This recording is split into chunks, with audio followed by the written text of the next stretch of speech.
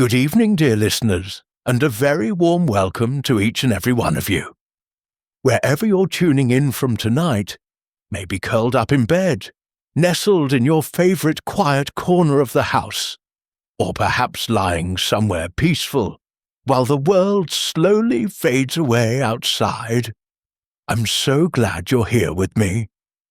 Take a slow, deep breath in and let it out gently. Feel your shoulders soften and drop. Maybe pull the blanket or covers up just a little higher and let the day quietly slip away from you. Harrington Manor was the perfect stage for tragedy.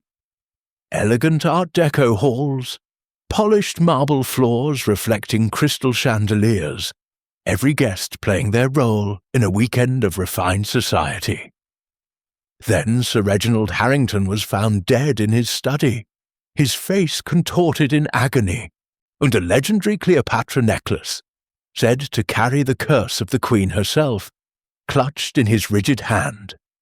A heart attack, the doctor said, brought on by the excitement of unveiling his Egyptian treasure. But Hercule Poirot saw a performance. Someone in this theatre of wealth and secrets was playing the role of innocent, the role of murderer. The curtain rises. Chapter 1. The stage is set. The grand drawing-room of Harrington Manor shimmered under Art Deco chandeliers, their faceted crystals tinkling softly like distant applause. Geometric patterns of light danced across velvet curtains that rustled with every breath of air. The scent of Chanel perfume hung heavy, blending with the sweet perfume of hothouse roses arranged in perfect symmetry on polished mahogany tables.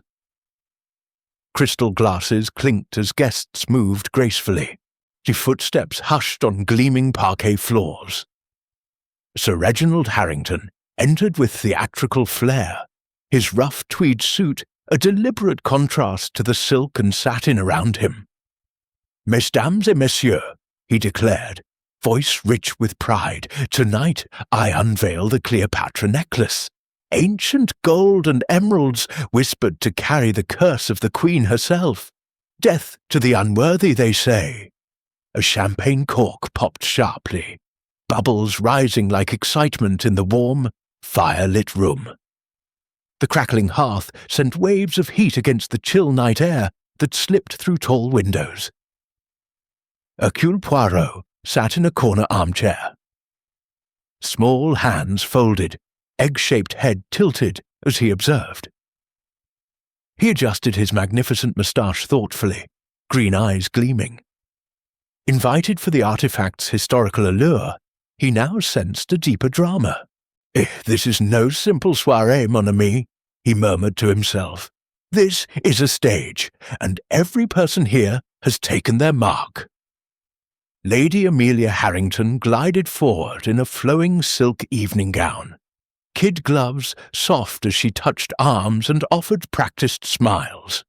Her performance of perfect hostess was seamless, too seamless. Sir Reginald opened the locked case with ceremony. The necklace gleamed. Emeralds catching firelight, gold glowing like captured sunlight. Gasps spread through the room, silk rustling, distant piano notes pausing mid-phrase. Dr. Evelyn Thorpe, his fellow archaeologist, leaned closer, crisp linen blouse stark against the opulence, her expression one of scholarly admiration. Colonel Henry Blake drew deeply on a Cuban cigar, smoke curling lazily into the air. Young Marcus Harrington, the son, sipped dry champagne steadily, but while Miss Sophia Lang, the niece, clutched her pearls, eyes wide with what appeared to be innocent wonder. Conversations flowed like fine wine, rich, layered, intoxicating. Yet Poirot noted the undercurrents. Lady Amelia never met her husband's gaze. Marcus's laugh rang just a fraction too loud. The grandfather clock chimed midnight, deep tones rolling through the house like a director's signal. Rain began tapping the windows, a steady rhythm underscoring the scene. The theatre of crime has one truth, Poirot reflected, smoothing an imaginary wrinkle from his sleeve. Every actor eventually forgets their lines. Guests drifted upstairs one by one. Doors closed softly, wood smoke lingering as fires were banked for the night. Sir Reginald remained alone in his study, the necklace around his neck for a private moment of triumph. Warm coffee steamed on his desk, untouched. Then came the scream, sharp, piercing, a missed cue that shattered the night's elegance. Lady Amelia found her husband slumped across the desk, face contorted in agony, the Cleopatra necklace still gripped in rigid fingers. The family doctor arrived swiftly, examined the body, and pronounced it a heart attack, perhaps triggered by the excitement or even the legendary curse. But Hercule Poirot stepped forward, drawing himself up to his modest height. "Mais non," he said firmly. "This is no natural curtain call. This, mes amis, is murder. Watch carefully, mon ami. Is Lady Amelia's grief genuine, or is it a performance? See how her handkerchief dabs at eyes that remain dry." The cast is now revealed. Lady Amelia, the devoted wife, Marcus, the dutiful son, Dr. Thorpe, the trusted colleague, Colonel Blake, the loyal friend, Miss Sophia Lang, the innocent niece. You watch with Poirot, no? Notice how Dr. Thorpe's hands tremble ever so slightly as she examines the body. Poirot moved to the study desk, arranging objects symmetrically with precise gestures, pen, blotter, coffee cup. A faint bitter scent lingered beneath the cigar smoke and furniture wax. No obvious poison vial, yet the face showed agony inconsistent with simple cardiac failure. "Order and method," he murmured. The police inspector nodded respectfully, but Poirot looked beyond the surface to the performances beneath. The director method. First, the performance. Sir Reginald lies as if in peaceful repose, hand naturally on the necklace, no signs of struggle. The tell, what poison mimics a heart attack, yet leaves the face twisted in torment, or as though the curse itself struck. The psychology. I recall the Blue Train affair, where a priceless jewel concealed a deeper vengeance. There, the victim performed life until the very last breath, while the killer rehearsed innocence before mirrors. But a steady hand reaching for a cigarette betrayed the lie. True shock brings tremor. The body knows truth even when the face lies. Here too, perhaps venom from an Egyptian asp, subtle, ancient, deadly, delivered by one who understood the artifact's secrets. Therefore, this was no curse, but human hand. You see it now, non? The curse is merely the costume. Ask yourself, why does Dr. Thorpe avoid touching the necklace? Consider the psychology. What role does she need to play? The tension rises. Someone will break character soon. This actor performs shock. Oh, but observe the eyes. Where is the moisture of true surprise? Too perfect, too rehearsed. Truth stumbles. Lies flow smooth. The police sealed the manor. No one left the grounds. Guests gathered again in the drawing room, fire warmth clashing with the icy touch of untouched champagne glasses. Poirot paced slowly, footsteps measured. The players are now trapped upon this stage. Let us watch who forgets their lines first. The stage was set. The actors had taken their places. Let the drama begin. Chapter 2. Enter the players' morning light filtered through heavy velvet curtains, painting geometric Art Deco patterns across the crisp linen tablecloths in the breakfast room of Harrington Manor. The scent of strong continental coffee rose in warm curls, mingling with the delicate perfume of fresh lilies arranged in crystal vases.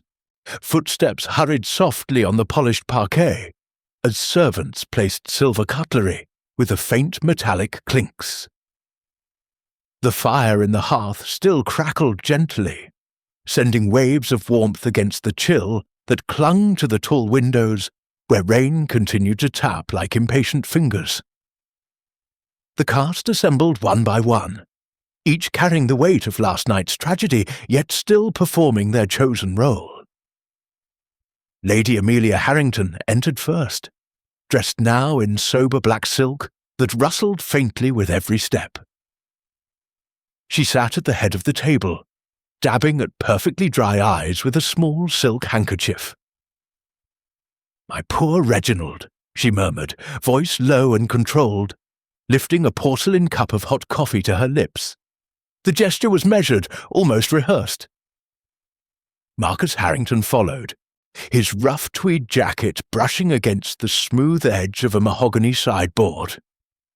He paced near the rain-streaked window, hands thrust into pockets jaw tight.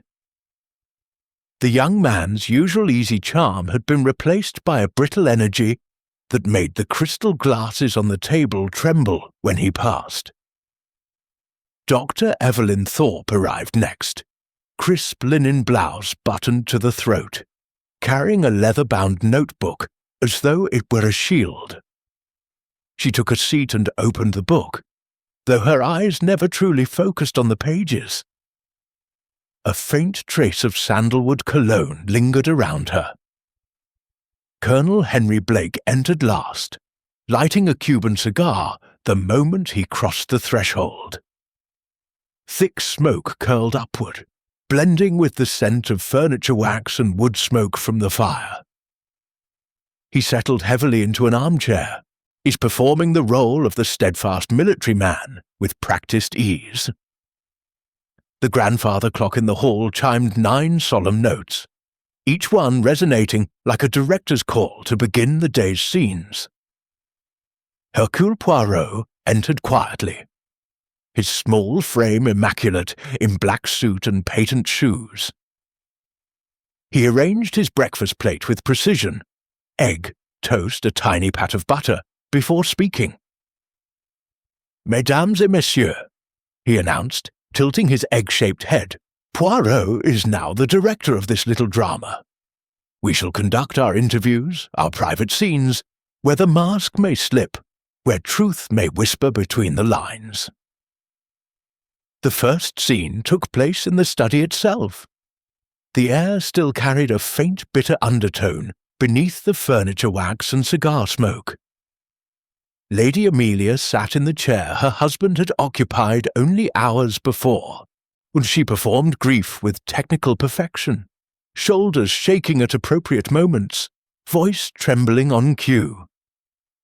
Yet Poirot noticed the handkerchief never grew damp, the mascara never smudged. "You play the devoted wife with great artistry, madame," Poirot said gently. "But was there perhaps discord behind the curtain of this marriage?"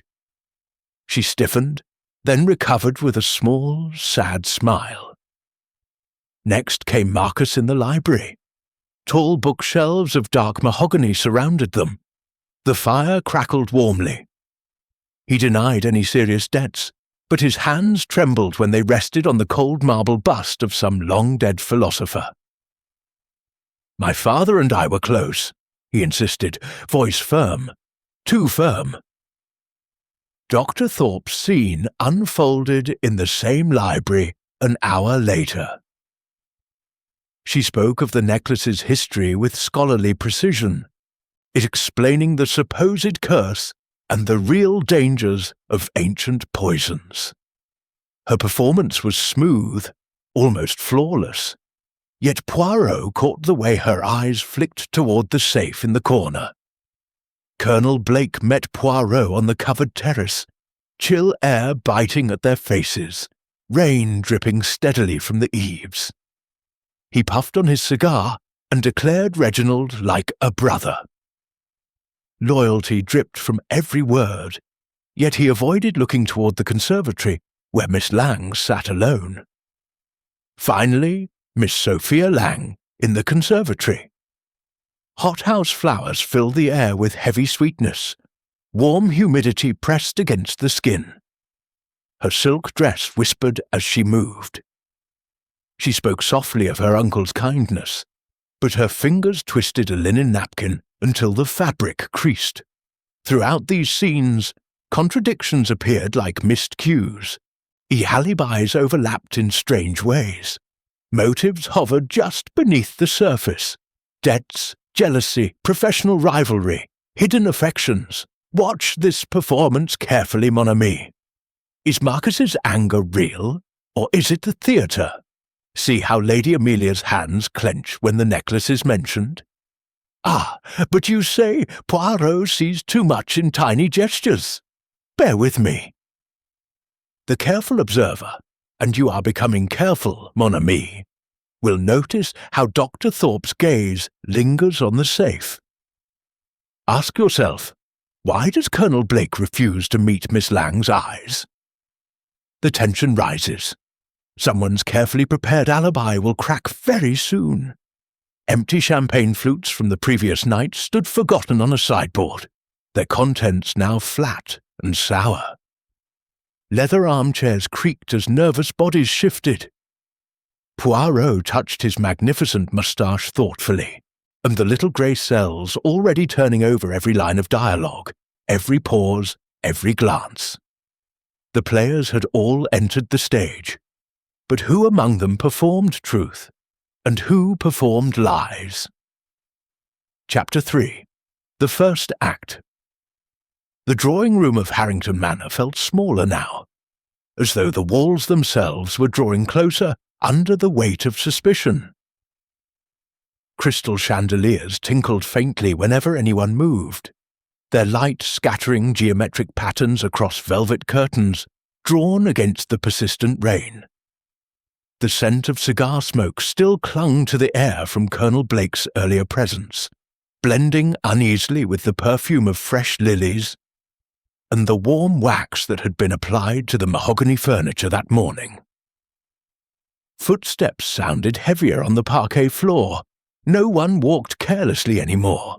Hercule Poirot stood near the fireplace, where embers crackled softly, sending small bursts of warmth into the otherwise chill room.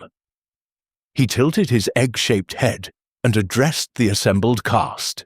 "The first act now begins in earnest," he announced. "We move beyond introductions. We look behind the performances."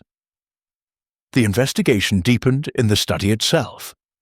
Poirot discovered a tiny glass vial tucked beneath the edge of the desk blotter, empty, but bearing a faint bitter residue that suggested something far more sinister than ordinary medicine.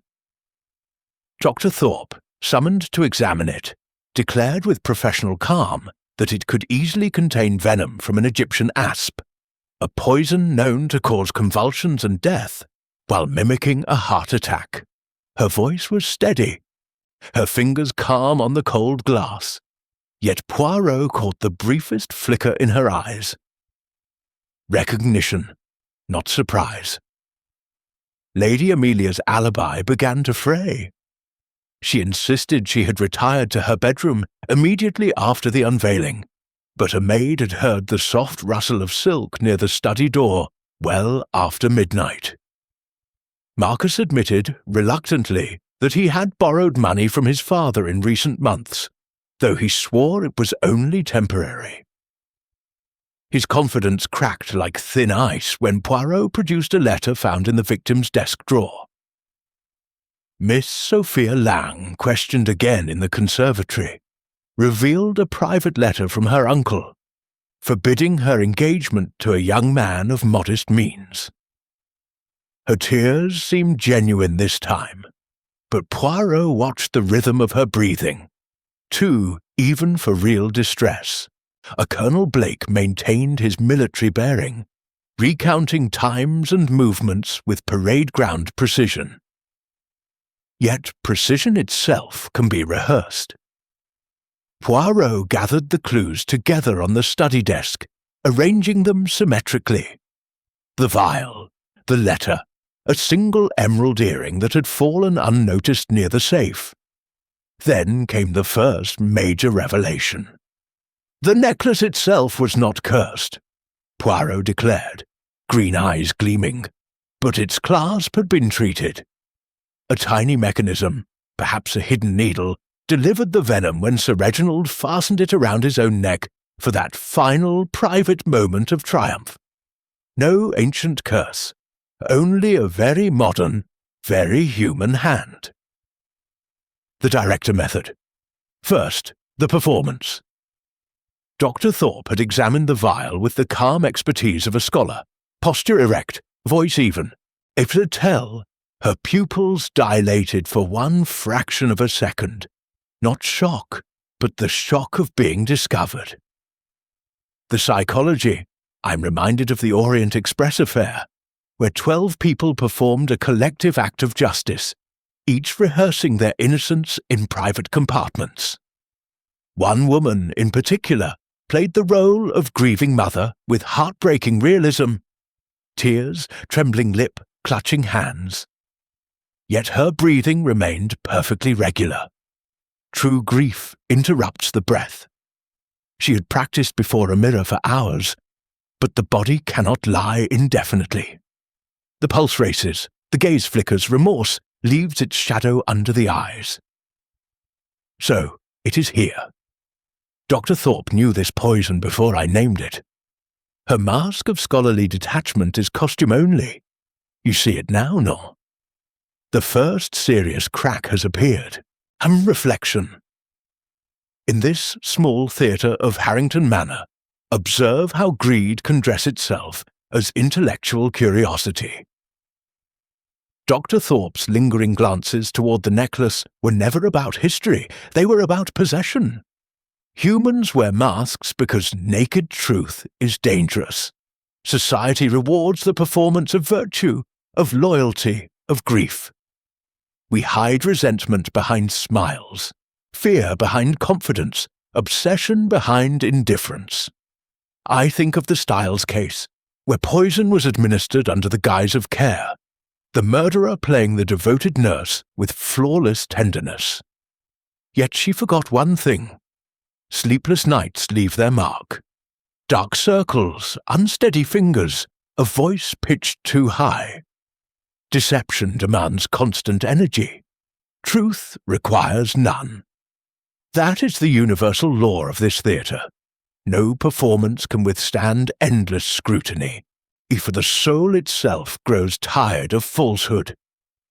Theatrical wisdom, mon ami. Pay attention not to what is said, but to what is not said. Listen to the silences. They speak loudest of all. The distant piano played a slow, mournful melody. Empty champagne glasses from the fatal night still stood on a side table, their rims catching the firelight. A cold draught slipped under the terrace door, carrying the scent of wet earth and wood smoke. Watch this performance closely. Is Miss Lang weeping for her uncle, or for her ruined future? The mask slips. Did you catch it in Dr. Thorpe's steady hands? Consider the psychology. What role does she most need to play right now? You watch with Poirot, no? See how Marcus keeps his distance from the vial, as though it might burn him. The spotlight of truth is moving closer. On whom will it fall next? Deeper threads were beginning to emerge. Professional jealousy between Sir Reginald and Dr. Thorpe, a disputed archaeological discovery, a partnership agreement quietly contested. Alibis were tested again, contradictions noted like missed cues in a script. The first act concluded, some masks had cracked. Chapter 4. Rehearsed lines. The library of Harrington Manor had become a pressure chamber. Tall mahogany bookshelves absorbed sound, yet every small noise, the crackle of the fire, the soft clink of crystal, the rustle of silk, felt unnaturally loud. The scent of old leather bindings mingled with lingering cigar smoke, and the faint sandalwood that trailed Dr. Thorpe like a signature. Rain continued to drum steadily against the tall windows. A relentless rhythm that matched the tightening tempo of suspicion. The Hercule Poirot had decided the time for gentle probing was over. "Your alibis," he announced to the gathered cast, "are carefully written scripts. Now we shall see which ones hold when the spotlight burns brighter." He began with Lady Amelia in the library's deep armchair. She repeated her story with the same measured sadness. She had gone straight to her room after the unveiling, heard nothing, saw nothing. Her black silk dress whispered as she shifted. Kid gloves lay folded neatly in her lap. Poirot leaned forward slightly. "You say you retired immediately, madame. Yet a maid heard the distinctive rustle of silk near the study door at 12:30. And your perfume, Chanel, n'est-ce pas, lingered quite strongly on the threshold this morning." Lady Amelia's handkerchief twisted once between her fingers. A tiny betrayal. She recovered quickly, eyes bright with unshed tears that never quite fell. Next came Marcus. He stood by the fireplace, one hand resting on the cold marble mantel. Poirot produced the letter found in Sir Reginald's desk, proof of substantial gambling debts. "You told me these were trifling sums," Poirot said mildly. "Yet here is your father's handwriting, refusing to pay more." Marcus flushed, voice rising. "I never stole from him. I wouldn't—" He stopped himself, jaw tight. The tremor in his hand was visible now, no longer hidden. Dr. Thorpe's turn came at the long reading table. Poirot placed the small vial before her. "You recognized this poison immediately," he observed, "not merely as a scholar of Egyptology, but as one who has studied its properties closely. Perhaps too closely?" She drew herself up, crisp linen blouse immaculate. "Yeah, I have read widely. That is all." But when Poirot asked her to describe the exact preparation of ASP venom, her answer grew vague, then contradictory. For the first time, her voice rose half a tone higher than natural. Colonel Blake faced Poirot on the covered terrace, collar turned up against the damp chill. Rain dripped from the eaves in slow, deliberate drops. The colonel puffed his cigar aggressively. "I argued with Reginald about money, yes, but I was in the billiard room at the time of death. Ask the footman." Poirot tilted his head. "The footman saw you leave the billiard room at 11:45. He did not see you return until after the scream." The colonel's cigar paused halfway to his lips. Miss Sophia Lang was questioned last, in the small morning room where hothouse lilies stood in a tall vase, and their heavy perfume filled the warm air. She repeated her story of being in her room, reading. Yet Poirot had found a single emerald earring, hers, caught in the fringe of the study rug. "You were there, mademoiselle," he said softly, "perhaps helping someone else?" Her eyes filled, but the tears stayed suspended, rehearsed. Throughout the day, false performances began to fray at the edges. Marcus's footprint in the fresh wax near the safe had been explained away as checking on father's papers, a weak improvisation. Lady Amelia's insistence on perfect ignorance clashed with the perfume evidence. Dr. Thorpe's scholarly calm cracked when pressed on the exact composition of the venom. Her answers became clipped, defensive. Champagne flutes from the fatal night still stood on a side table, their contents long evaporated, and leaving only faint sugary rings. Coffee had been served again, but now it tasted bitter on every tongue. The grandfather clock chimed the hours with slow, inexorable strokes. "Watch carefully, mon ami. Lady Amelia's grief, does it still convince? See how her fingers tighten on the handkerchief when the perfume is mentioned. The mask slips. Did you catch it? Ask yourself, why rehearse innocence so perfectly if one has nothing to hide? Too smooth, too flawless, Lies flow easily when they have been practiced. Consider Colonel Blake. He plays the loyal friend, yet his cigar hand trembles when the billiard room timing is questioned. You watch with Poirot, no? Notice how Dr. Thorpe's posture stiffens every time the vial is near her. The tension is rising. Someone will forget their lines very soon.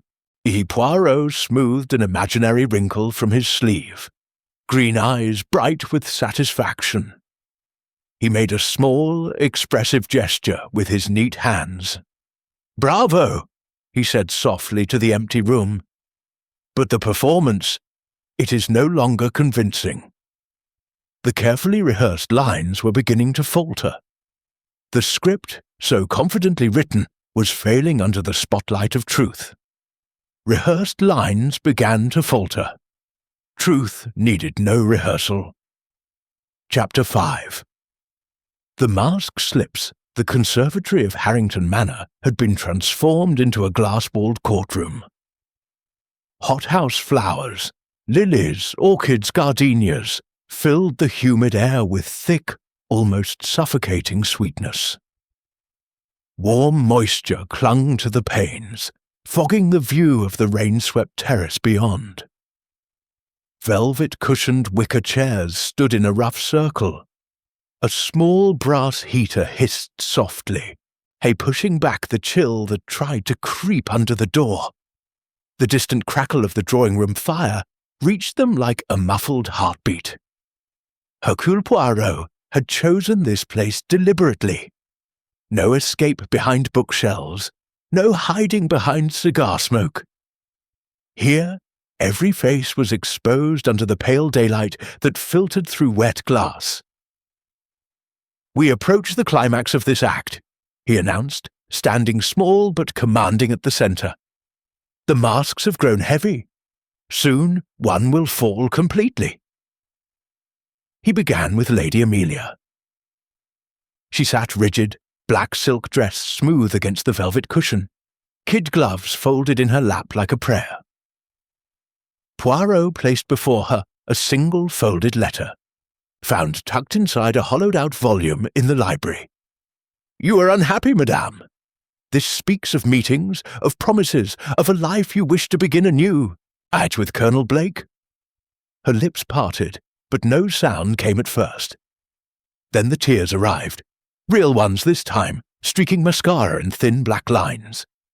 She did not wipe them away. "I loved him once," she whispered, "but I never wished Reginald dead." Next, Marcus. He stood rather than sat, hands clenched at his sides. Poirot revealed the ledger page, a record of sums taken from the safe over months. "You stole the necklace to sell it, did you not? To pay your debts?" Marcus's shoulders sagged. "I only wanted to start again. I never poisoned him. Never." Poirot turned to Dr. Evelyn Thorpe. She had been watching the others with clinical detachment, crisp linen blouse still immaculate, posture perfect. But when Poirot placed the partnership agreement before her, annotated in Sir Reginald's hand, and denying her co-authorship of their last major discovery, something shifted. "You were the true mind behind the Egyptian finds," Poirot said quietly. "Yet he took the credit, the glory, the fame, and now the necklace." Her mouth tightened. "That is academic rivalry, not murder." Poirot lifted the small vial once more. "This venom. You knew its properties intimately. You knew how to treat the clasp so that only the wearer would be pricked. You knew the death would look like a heart attack or a curse." Dr. Thorpe laughed once, short and brittle. "You have no proof." Poirot tilted his head. "I have your eyes, mademoiselle. When I first showed you this vial, they did not widen in shock. They narrowed in recognition. You had seen it before. You had prepared it. The director method. The performance." Dr. Thorpe rose to her feet, a voice rising in righteous indignation, shoulders squared, chin high, every gesture textbook outrage. The tell, her breathing quickened, shallow and uneven, her left hand, normally steady, trembled visibly when she reached to steady herself on the chair. The psychology, I'm reminded of the chocolate box affair, where a woman of high ideals masked political murder as personal tragedy. She rehearsed her confession in private, practiced the exact pitch of grief, the exact tremble of lip. Yet when the moment came, her cheeks flushed, not with shame, but with the strain of performance. Guilt always leaves its signature. The body cannot sustain a lie forever. The pulse betrays, the gaze darts, the hands remember what the mouth denies. So, it is here. Dr. Thorpe's composure was armor. Beneath it, rage, humiliation, greed. You see it now, mon ami, and the mask is cracking wide open. Suddenly, Dr. Thorpe's voice broke. "He took everything," she cried. "My work, my name, my future. I only wanted what was mine. I never meant—" She stopped, hands covering her face. Real sobs shook her shoulders, raw and ugly. Nothing rehearsed about them. The room went still. Only the hiss of the heater and the soft patter of rain filled the silence. Poirot stepped closer. Greed performed as scholarly pride. Envy performed as loyalty. But beneath both, madame, was the need to be seen, to be valued. That need drove you to the final act. Emotional breakdown complete. The mask had fallen completely. Watch closely, mon ami. Did you see the exact moment the performance shattered? The tremble in the hand, the uneven breath, the tears that finally came. Not on cue, but against her will. Ask yourself, if you were hiding guilt, how perfectly would you play innocence? The spotlight of truth has found its mark. You observe with Poirot. See how she can no longer meet anyone's eyes? Too late to rehearse now. Truth has taken the stage. The other suspects sat frozen. Lady Amelia with her streaked face, Marcus with his head bowed, Colonel Blake gripping the arm of his chair until the knuckles whitened, Sophia clutching her skirt in small, helpless fists. The air in the conservatory felt heavier now, thick with the scent of crushed lilies and human confession. The mask had fallen. Beneath it, the true face at last. Chapter 6. Behind the Curtain. The study of Harrington Manor felt different now. Smaller, more intimate, almost claustrophobic. Afternoon light struggled through rain-streaked windows, casting long, watery shadows across the polished mahogany desk. The scent of furniture wax still hung in the air, now mixed with the faint lingering trace of cigar smoke and the bitter ghost of yesterday's coffee. A single lamp burned low, its warm glow catching on the leather bindings of books and the cold crystal of an empty decanter. The fire had been allowed to die down. Only a few embers glowed red in the grate, sending occasional sparks upward like dying applause. Hercule Poirot had drawn the velvet curtains almost completely, turning the room into a private backstage area. No audience now, only truth. "We go behind the curtain," he said softly, his small hands making a gentle parting gesture. "Here the masks are removed. Here the real relationships are revealed." He began with Lady Amelia and Colonel Blake. Poirot placed a small bundle of letters on the desk, discovered earlier in the drawing-room fireplace, half burned but still legible. The handwriting was unmistakable. Passionate notes, secret meetings, promises made in the shadows of society dinners. "You loved each other," Poirot stated simply, "for years. While Sir Reginald collected glory and artifacts, you collected moments." Lady Amelia sat very still, black silk dress absorbing the lamplight. Colonel Blake stood beside her chair, one hand resting protectively on its back. Neither denied it. The Colonel's cigar remained unlit. For once, he had no smoke to hide behind. We never planned murder, he said hoarsely. Never. Next came Marcus and Sophia. A single folded note, found inside a hollowed-out copy of the History of Egyptian Antiquities, told the rest. Marcus had written to Sophia. Instructions on how to distract the guests, how to slip into the study during the unveiling, how to take the necklace while everyone watched the performance in the drawing room. Not to kill, but to steal. You helped him, Poirot said to Sophia, voice gentle but firm. Love made you an accomplice. Sophia's fingers twisted the edge of her silk skirt. Tears came again, but quieter now. He promised we would leave together. Start over. I believed him. Marcus looked at the floor. It was only money. I never wanted father dead. Poirot turned last to Dr. Evelyn Thorpe. She stood alone near the window, arms folded tightly across her crisp linen blouse. Poirot opened a slim folder, correspondence between her and Sir Reginald spanning 3 years, letters that began with professional courtesy and ended in cold accusation. She had been the primary researcher on their last major find, a cache of Ptolemaic jewellery. Yet every publication, every lecture, every headline carried only Reginald's name. You were erased, Poirot said. Your work, your discovery, your credit. And when you protested, he threatened to end the partnership entirely. Dr. Thorpe's lips pressed into a thin line. He was a thief of ideas, not just objects.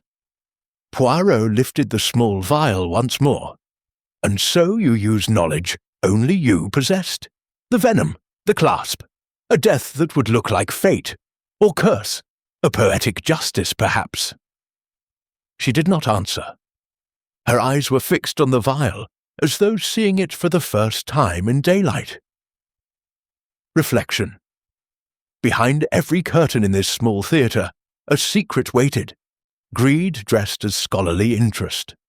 Love dressed as indifference. Resentment dressed as loyalty. Humans construct these performances because the naked self is too fragile for the stage of society. We fear judgment, loss, exposure, and so we play roles. The devoted wife, the dutiful son, the loyal colleague, the innocent niece. But the psychology is relentless. Secrets do not stay buried. They press upward, leak through cracks, appear in trembling hands, averted eyes, uneven breathing. I recall the Death on the Nile case, where jealousy wore the mask of friendship aboard a floating stage. The murderer smiled, laughed, comforted, yet in quiet moments, when she thought no one watched, her face betrayed her. A flash of hatred, a tightening of the jaw. Remorse came later, in dreams she could not control, leaving her pale and drawn each morning. A motive is the root. Performance is only the branch. No branch can grow forever when the root is poisoned. That is the eternal truth of this theatre. Every secret carries within it the seed of its own revelation. The rain tapped insistently against the glass, a soft, irregular rhythm. The embers in the fireplace gave one final crackle and sank into ash. Somewhere distant, the grandfather clock chimed the half-hour. Watch carefully, mon ami. See how Colonel Blake stands closer to Lady Amelia now, no longer hiding the connection. The mask slips. Did you notice Sophia's fingers stop trembling when she looked at Marcus? Ask yourself, why did Dr. Thorpe never once deny the knowledge of venom? You observe with Poirot, no? See the way she stares at the vial, as though it is an old friend who has betrayed her. The tension coils tighter, and the final threads are drawing together. The hidden connections lay exposed on the desk like props after a performance. Letters, ledgers, notes, a vial. Motives intertwined. Love, money, pride, revenge. Behind every curtain, a secret. Behind every secret, a motive. Chapter 7. The Final Act. The drawing-room of Harrington Manor had become a proper theatre at last. Heavy velvet curtains were drawn across every window, shutting out the rain and the dying afternoon light. The crystal chandeliers burned bright, scattering geometric patterns over polished parquet and soft silk upholstery. The scent of hothouse roses still lingered, now mixed with the faint memory of cigar smoke and the sharp, clean bite of furniture wax. A low fire crackled in the grate, sending small bursts of warmth into the room, and the grandfather clock stood silent. Its hands stopped deliberately at 9:08, the exact moment Sir Reginald had fastened the fatal clasp. Every member of the cast was present. They sat or stood in a loose semicircle, no one daring to leave their place. Lady Amelia in black silk, hands folded tightly. Marcus beside the fireplace, shoulders hunched inside his tweed jacket. Colonel Blake, ramrod straight, unlit cigar between stiff fingers. Sophia Lang clutching the arm of her chair, pearls pale against flushed skin. Dr. Evelyn Thorpe, alone near the long sofa, crisp linen blouse still immaculate, but her posture no longer relaxed. Hercule Poirot stood at the centre of the room, small, precise, commanding. He made one slow turn, green eyes sweeping every face, then spoke in his clear, measured voice. "Mesdames et messieurs," he began, "you have each performed for Hercule Poirot, some with truth, some with great artistry. But now the curtain must fall. Let us review the performances, shall we?" He turned first to Lady Amelia. "You, madame, played the grieving widow with exquisite restraint. The dry eyes, the perfectly timed tremble of the lip, the gentle dabbing of the handkerchief. Magnifique. But grief does not write secret letters to another man, nor does it leave Chanel lingering on the study threshold at midnight. Lady Amelia bowed her head. No denial came. Next, Marcus. "You, young man, performed the dutiful son, shocked, confused, loyal. Yet dutiful sons do not leave footprints in fresh wax beside the safe, nor do they plan the theft of a priceless necklace to pay gambling debts." Marcus swallowed hard. His hands shook visibly now. Poirot moved to Colonel Blake. "You played the loyal friend, bluff, steady, cigar in hand, but loyalty does not conceal a long affair with the wife of that friend, nor does it leave the billiard room unobserved for the crucial 40 minutes. The colonel exhaled slowly. The cigar remained unlit. Then Sophia. "Mademoiselle, you wore the mask of the innocent niece. Wide eyes, soft voice, trembling hands. Yet innocent nieces do not pass notes arranging the theft of the Cleopatra necklace. Love can make even the gentle become accomplices." Sophia's lips trembled. She did not speak. And finally, Dr. Evelyn Thorpe. Poirot stepped closer. His voice dropped, almost conversational. "And you, Dr. Thorpe, you gave the most convincing performance of all. The shocked colleague, the helpful expert, and the calm scholar who only wished to explain ancient poisons. Outrage when accused, cooperation when questioned.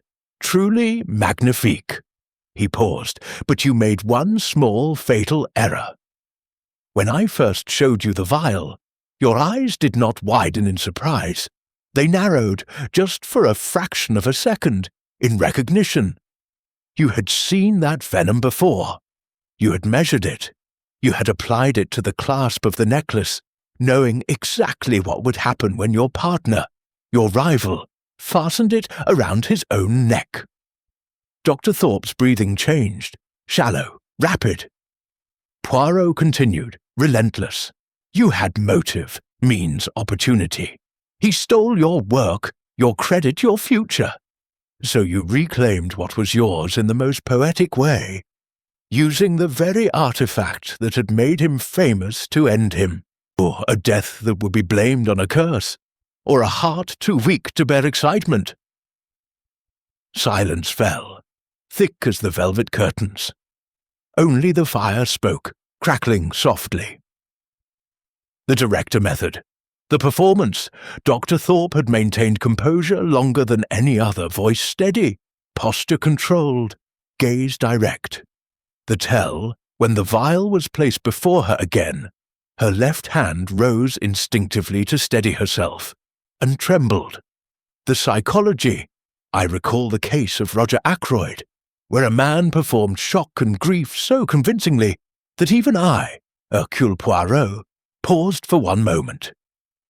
He had rehearsed every gesture, the gasp, the widened eyes, the hand pressed to the chest. Yet one detail betrayed him. When he reached for his cigarette case, his fingers were rock steady. A truly shocked man shakes, and the body remembers truth even when the mind forgets. Here too. Dr. Thorpe's recognition of the vial was not scholarly interest, it was the recognition of her own handiwork. "You see it now, mon ami. The mask is gone." Poirot made a small, final gesture, both hands opening as though parting a curtain. "The performance is over. Every role has been played, every line delivered. The spotlight has found its mark." He looked at each face in turn. The curtain falls. The truth takes its bow. No one moved.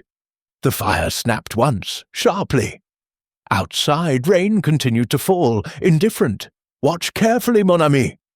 Did you see the exact instant the last mask shattered? The tremble in the hand, the sudden shallowness of breath, the eyes that could no longer meet anyone else's. You ask yourself, how long can any actor sustain a lie when the spotlight burns without mercy? You have watched with Poirot from the beginning. You saw the tells. You heard the missed cues. The tension is gone now. Only truth remains. The final act concluded. Only truth survived the curtain call. Chapter 8. Curtain Call. The drawing room of Harrington Manor felt strangely empty, even though every chair was occupied. The heavy velvet curtains remained drawn, but the chandeliers had been dimmed to half their earlier brilliance. Only a few soft pools of light remained, enough to see faces, not enough to hide expressions. The scent of dying roses had begun to turn faintly sour, mingling with the last traces of furniture wax and the cold ashes of a fire that had burned itself out hours ago. The rain had finally stopped. A silence pressed against the windows like an audience waiting for the final bow. Hercule Poirot stood near the fireplace, hands clasped behind his back, small and still. He had spoken the last words of accusation. Now it was time for the aftermath. Two uniformed officers waited discreetly near the double doors. Their boots made faint squeaks on the parquet whenever they shifted weight. Handcuffs glinted dully in the low light, cold, practical metal against the lingering elegance of the room. Dr. Evelyn Thorpe sat very straight on the edge of the long sofa. Her crisp linen blouse was still immaculate, but something vital had left her posture. When the senior officer stepped forward and spoke the formal words of arrest, she did not protest. She simply rose, turned her wrists outward with almost mechanical grace, and allowed the steel to close around them.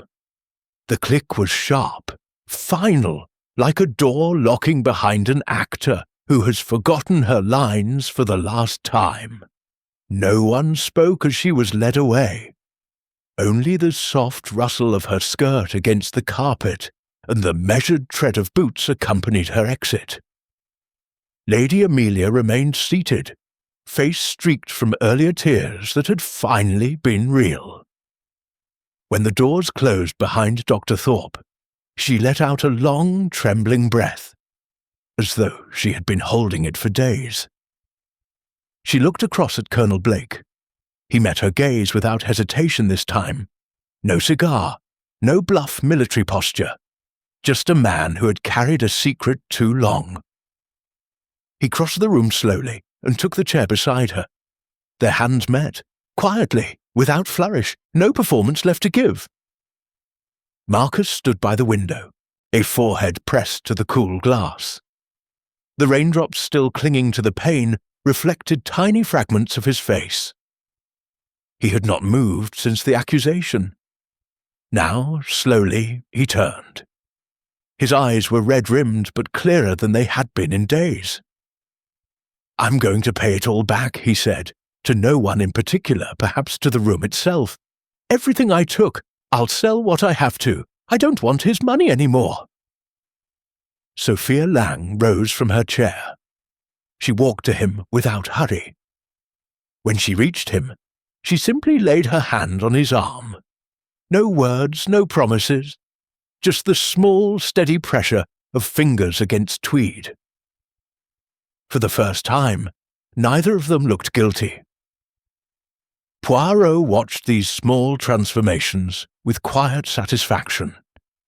He touched his magnificent moustache once, thoughtfully, then spoke.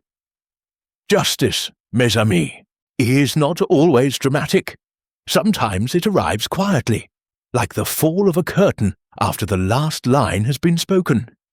There is no applause, only stillness, and perhaps, in time, the possibility of beginning again." Lady Amelia looked up at him. Her voice was soft, almost fragile. "Will we ever be free of this room? Of this night?" Poirot inclined his head. "The stage will be cleared, madame. The props removed, the lights lowered. In time, new scenes will be played upon it, but the old performance, this one, is finished." Colonel Blake cleared his throat. "We'll leave here together," he said to Lady Amelia. "Somewhere quiet, somewhere the newspapers won't follow." She nodded once, small, certain. Marcus turned from the window. "I'll go to London, find honest work. I owe him that much." Sophia's hand tightened briefly on his sleeve. "I'll wait," she said simply. The officers returned briefly to collect a few final statements and the physical evidence, the vial, the letters, the ledger page. Each item was placed into a plain brown envelope with careful hands. No drama, no flourish, just procedure. When they had gone again, the room settled into deeper quiet. Poirot walked slowly to the centre table. He arranged 3 empty champagne glasses into a perfect triangle, symmetry for its own sake. Then stepped back. "Watch with Poirot, mon ami. See how the masks have fallen away completely. No more rehearsed grief, no more false loyalty, no more careful innocence. Lady Amelia weeps now because she can. Marcus speaks of debts because shame no longer needs to be hidden. Colonel Blake stands beside the woman he loves because secrecy has become unnecessary. Even Sophia's hand on Marcus's arm is no longer furtive. It is allowed. Consider the psychology of this moment. When the curtain falls, what remains is not triumph or despair, but relief. The terrible effort of performance ends. The body relaxes, the breath steadies, the eyes meet without fear. Justice is not only punishment, it is permission to stop pretending. The room was no longer a stage, it was simply a room again, too warm, too quiet, too full of echoes. No one applauded, no one needed to. The curtain call came, no applause, only justice. Chapter 9. After the show, morning arrived at Harrington Manor with a gentleness no one had expected. The heavy velvet curtains had been drawn back for the first time in days. Pale sunlight streamed through tall windows, catching on crystal decanters and polished mahogany in soft, forgiving strokes, and the rain had gone. Only clean, damp earth and faint wood smoke drifted up from the gardens. Servants moved quietly, removing the last traces of the fatal weekend. Empty champagne flutes, crumpled napkins, a single kid glove left forgotten on a side table. The house exhaled. It was no longer a stage. Hercule Poirot stood near the open terrace doors, small hands clasped behind his back, watching the transformations unfold like the slow closing of a long performance. Lady Amelia Harrington walked slowly across the drawing room. She had exchanged morning black for a simple grey wool dress, elegant still, but unadorned. No silk rustle, no rehearsed poise. When she passed Colonel Blake, she paused. He offered his arm without flourish. She took it. They stepped onto the terrace together, breathing the chill, clean air. Later, Poirot would learn they planned to leave for a small house in the Cotswolds. Far from London society, far from headlines, far from the weight of old secrets. "I want quiet," she told the Colonel softly. "Just quiet, and you." He nodded once. No grand declarations, no performance left to give. Marcus Harrington sat at the library table, papers spread before him. Ledgers, bank statements, a list of debts written in his father's precise hand. He was no longer pacing or hiding behind bravado. His tweed jacket hung loosely. His eyes were tired but steady. He had already telephoned his solicitor. The necklace, recovered intact, would be sold at auction. Proceeds first to settle every debt, then to establish a small archaeological scholarship in Sir Reginald's name. Not out of sentiment, he explained, but because it felt like the only honest thing left to do. "I won't run any more," he said to Poirot when the little detective passed by. "I've played the prodigal son long enough." Sophia Lang stood beside him, one hand resting lightly on the back of his chair. Her silk dress had been replaced by a simple tweed skirt and cardigan. The pearls were gone. She looked younger, unburdened. She had accepted Marcus's proposal the night before, not in grand romantic style, but quietly, over cold coffee in the conservatory. No one had applauded, no one needed to. "We'll go to Oxford," she told Poirot. "He'll finish his degree properly this time. I'll find work. Teaching, perhaps. Something real." Poirot inclined his head. "Truth does not require decoration, mademoiselle." Dr. Evelyn Thorpe was already gone, taken to London under police escort at first light. Her crisp linen blouse and scholarly calm had been replaced by plain prison clothing. The newspapers would call it a fall from grace. Poirot knew it was something simpler. The end of a performance that had lasted too long. She had made a full statement in the early hours, cold, factual, without tears. Greed, resentment, the need to reclaim what had been stolen from her. No excuses. Only the relief of finally speaking plainly. The Cleopatra necklace itself had been removed under guard. It would go to the British Museum, displayed not as a cursed treasure, but as evidence in a murder trial. Then, eventually, as a quiet monument to a brilliant woman's work and a man's fatal vanity. Poirot walked slowly through the house one last time, and the study had been cleared. Desk bare, safe locked, only the faint scent of furniture wax remaining. The conservatory smelled again of living flowers rather than fear. The drawing room felt larger without the weight of suspicion pressing the walls inward. The director method, the performance, every face had softened, shoulders lowered, voices lost their defensive edge. The tell, no more trembling hands, no more averted gazes, no more careful breathing. The psychology, after the curtain falls, the body knows it is safe. Tension drains like water from a cracked vessel. The pulse steadies. The eyes meet without calculation. I have seen it many times. The moment truth triumphs, performance becomes unnecessary. Humans do not need masks when there is no longer an audience to deceive. Relief is the truest emotion of all. You see it now, mon ami. The stage is empty. The actors are themselves again. Poirot paused at the front door. A car waited to take him to the station. He turned once more to look at the house. Elegant, quiet, no longer a theatre of crime. Lady Amelia and Colonel Blake returned from the terrace arm in arm. Marcus gathered his papers. Sophia smiled. Small, real, unguarded. No grand farewells, no final speeches. Only the ordinary sound of footsteps on parquet, doors closing softly, voices speaking of ordinary futures. The theatre emptied, but the lessons lingered. Chapter 10. Poirot reviews the performance. Hercule Poirot sat comfortably in the deep armchair of his small London flat, the one overlooking the quiet street near Green Park. A low fire burned steadily in the grate, sending waves of gentle warmth into the room, and the scent of tisane, chamomile, and faint mint rose from the delicate porcelain cup in his hand. Outside, early evening traffic hummed distantly.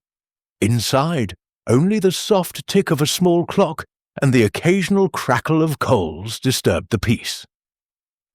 On the mahogany side table beside him lay a single newspaper, its headline already read and folded away.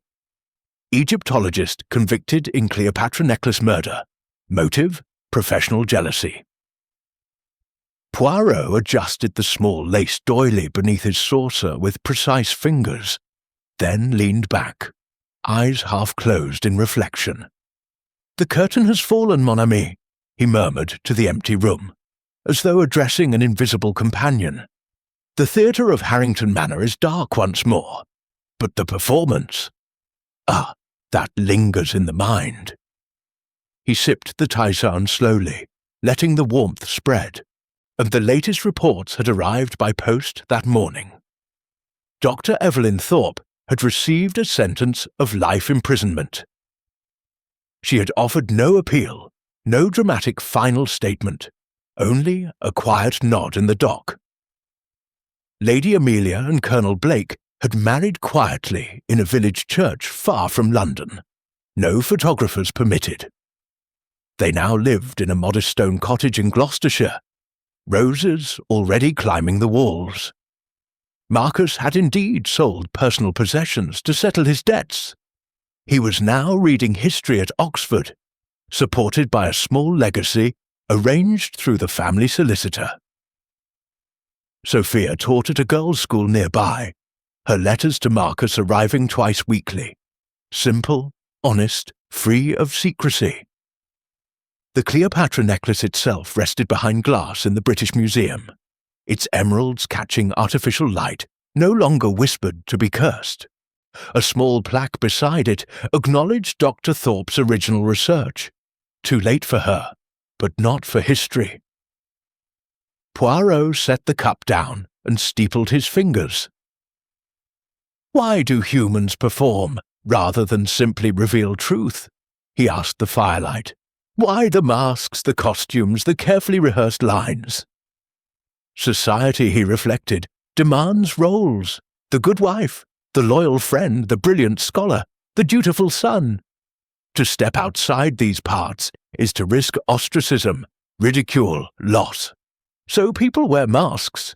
Greed dresses as ambition, love as indifference, hatred as duty. They rehearse in private, before mirrors, in the quiet hours, until the performance feels more natural than the self beneath it. Yet guilt is a poor actor. It betrays the body long before the tongue confesses. A trembling hand, a glance too long averted, quick breathing that grows shallow, under pressure. The little grey cells understand this. The flesh remembers what the mind tries to forget. Dr. Thorpe had maintained composure admirably, until the vial was placed before her a second time. Then the tell appeared. The instinctive tremor, the sudden uneven breath. She had rehearsed every other moment, but not that one. I am reminded, Poirot thought, of the case on the Nile. There, too, a woman performed friendship flawlessly aboard a floating stage of luxury and heat. She smiled at her rival, shared meals, offered comfort, yet, in the privacy of her cabin, Remorse painted her pale each morning. She had planned the murder with precision, yet overlooked the simplest truth. The soul cannot lie to the body indefinitely. Shadows under the eyes. A hand that shakes when pouring tea. A laugh pitched half a tone too high. The performance eroded day by day until the mask cracked wide open. So it was at Harrington Manor. Dr. Thorpe had believed the curse would shield her. A perfect costume for murder. But the psychology of revelation is merciless. When the spotlight of truth shines without mercy, no rehearsal can save the actor. The body rebels, the voice falters, the hands remember the poison they prepared.